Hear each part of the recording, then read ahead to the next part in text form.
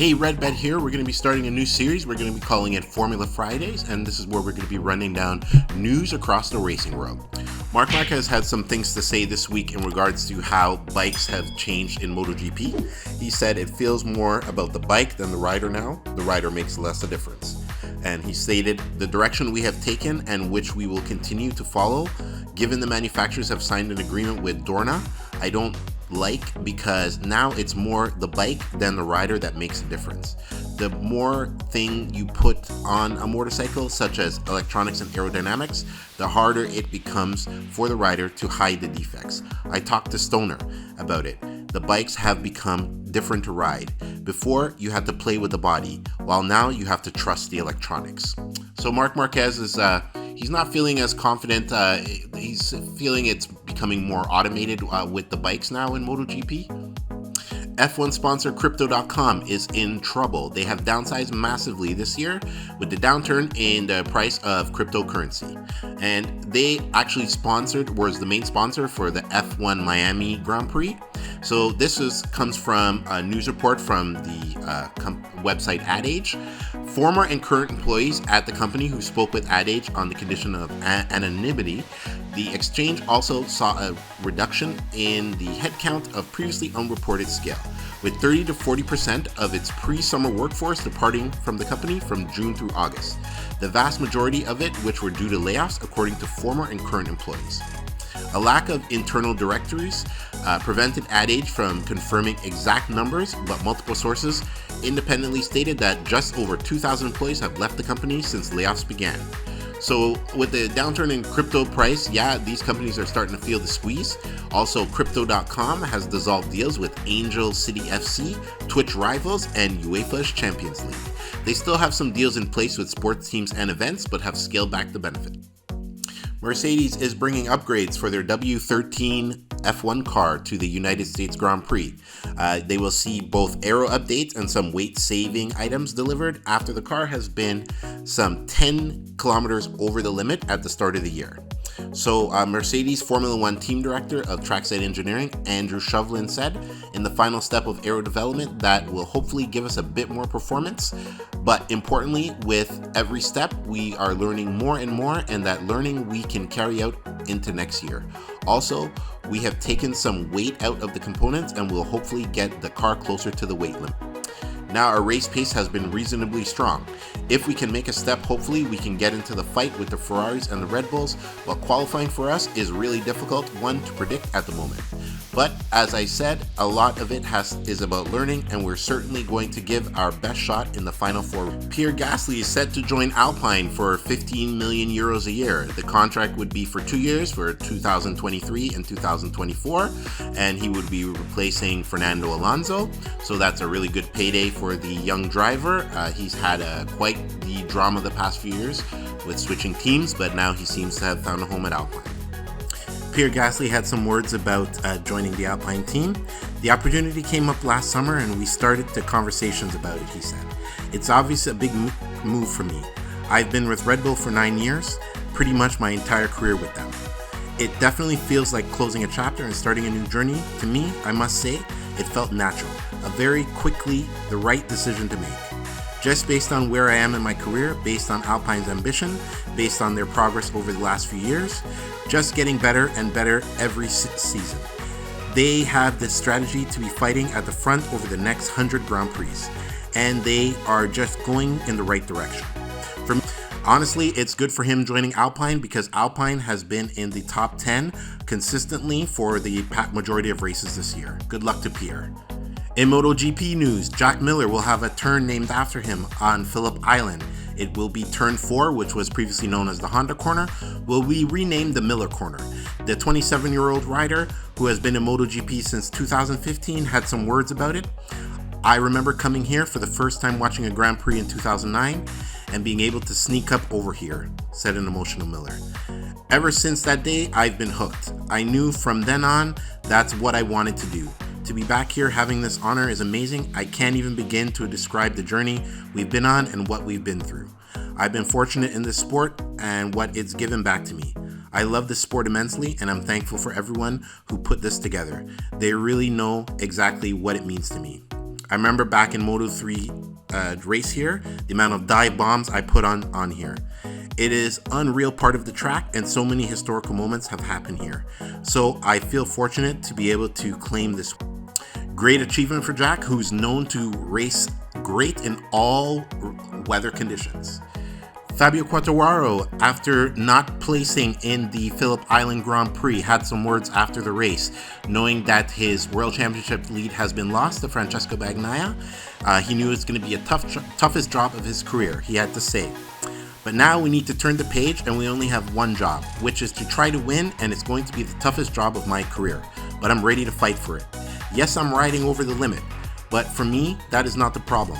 The problem is we ride in different ways to others. So when I'm alone, you can always see my pace is super strong. And then when we are in the race, it's always difficult. So I think we need to make a bike that, for the future, can be suited to win races, and less think about having the most corner speed as possible. It is to suit the bike to match the others. I'm overriding so much, and the risk of having a mistake is really close. So that would happen today. Actually, when you need to save the tires and you miss grip and acceleration, it's not the best. The Malaysian Grand Prix is this weekend, so Fab has a chance to make it up, but honestly, I think his world title championship is gone, but we shall see. Saudi Arabia has expressed interest of holding 2 F1 races. They already hold one F1 race on a street track in the city of Jeddah, and they're actually building a state-of-the-art facility near Riyadh, and it's called Qiddiya, and it should be completed by 2026. The Saudi Arabian Minister of Sport, HARH, Abu Aziz bin Turki Al Fazal, has expressed some interest in keeping Jeddah as well when Qiddiya gets up and running. And he actually expressed what he thought. He said, we won't say no. We really see the benefits of having these events for the kingdom, and that's why we are investing so much.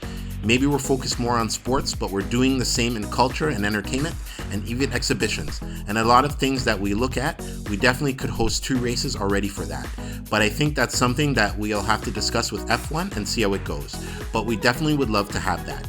Now, they're already going to be holding a MotoGP race at Qiddiya, even if there's no F1 race held there. He also happened to go on and say, it will be an iconic place to have an F1 race with a theme park that's next to it. We think it's a good transition from Jeddah because it's a totally different environment. So we won't have 2 races that are the same in one region. In Jeddah, it's by the sea, but when you go by the other, it's in the desert, and it's more of a different vibe for it. So this new facility at Qiddiya is going to be a multi-purpose. It's going to be a state-of-the-art racetrack, but there's going to be an amusement park and I guess some other entertainment facilities there. So it just begs the question if F1 will approve having 2 races in Saudi Arabia.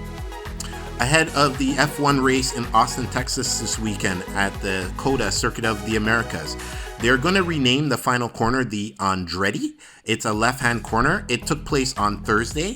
Andretti is the first driver to ever complete a lap at COTA ahead of its inaugural Grand Prix in 2012, with the track having since become a core part of motorsport landscape in the United States. And this will be a big race. Last year's attendance was over 400,000 over the 3-day weekend. So this congrats to Mario Andretti, a legend in motor racing. He's raced in Indy, F1, so many motorsports classes, and he'll definitely be at the race on Sunday. The Haas team has a new sponsor. They have signed a multi-year sponsorship deal with Moneygram, a company that specializes in peer-to-peer payments similar to PayPal or Western Union. Team owner Gene Haas had to say, we are pleased to welcome an incredible brand like Moneygram as our new title sponsor. Since our entrance into F1 World Championship in 2016, Haas has earned a reputation of strength, agility, and resilience.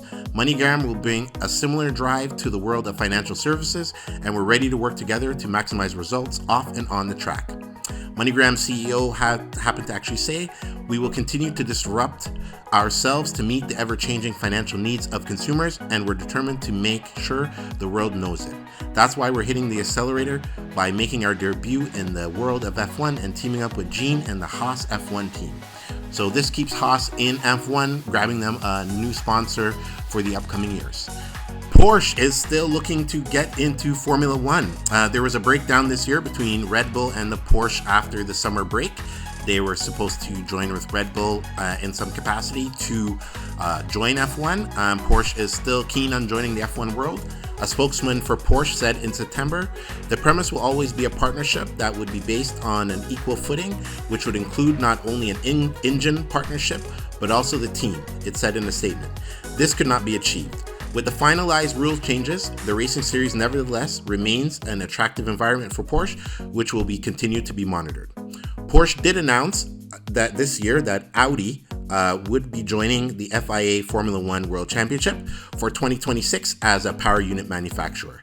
So Porsche is not getting in as a full team yet, but they're slowly making their ways into the Formula One world, and definitely if they join Formula One, that's definitely going to be my team. I've always been a Porsche fan for many years, but they're not in Formula One right now, so hopefully they'll join in 2026. Red Bull has been discussing with the FIA over an agreement for their cost cap breach for the 2021 season. An ABA would mean that the team admits to breaking the rules with the 2021 spending and accepts the punishment levied. If a team does not agree to the ABA, the case will move to the next stage, which is an investigation by the Cost Cap Adjudication Panel. After the Japanese Grand Prix, FIA formally confirmed that the team was guilty of the procedural and minor overspend breaches following a review of the documents submitted by all teams. The overall figure is believed to be about 1.8 million, which puts the offense well within the minor breach, which is a 5% over the cap, or just over 7 million.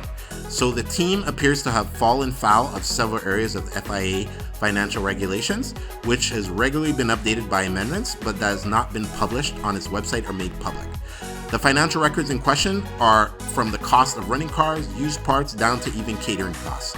So Red Bull was deemed to have spent up to 7 million over there's a cost cap in Formula One that teams can spend, which would be about 5% or a little bit less.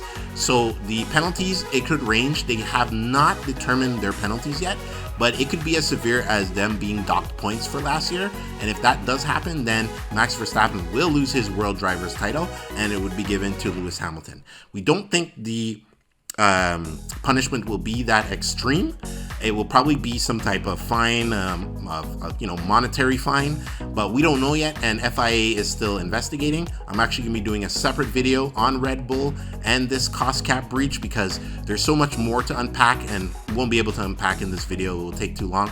So that's why we're just giving a brief overview of the Red Bull going over the cost cap. So this is some of the news across the world of MotoGP and Formula One this week. On the screen, we're going to display some races that are upcoming this weekend. Try to check them out if you can. Also, there'll be more MotoGP and Formula One and just racing videos in general. Please like and subscribe. We're trying to build the subscribers up. So I hope you enjoyed the news video. This is going to be a new segment we're going to do weekly and just covering major news in the motor racing world. Okay, Red Bet signing off. Hope you enjoyed the video.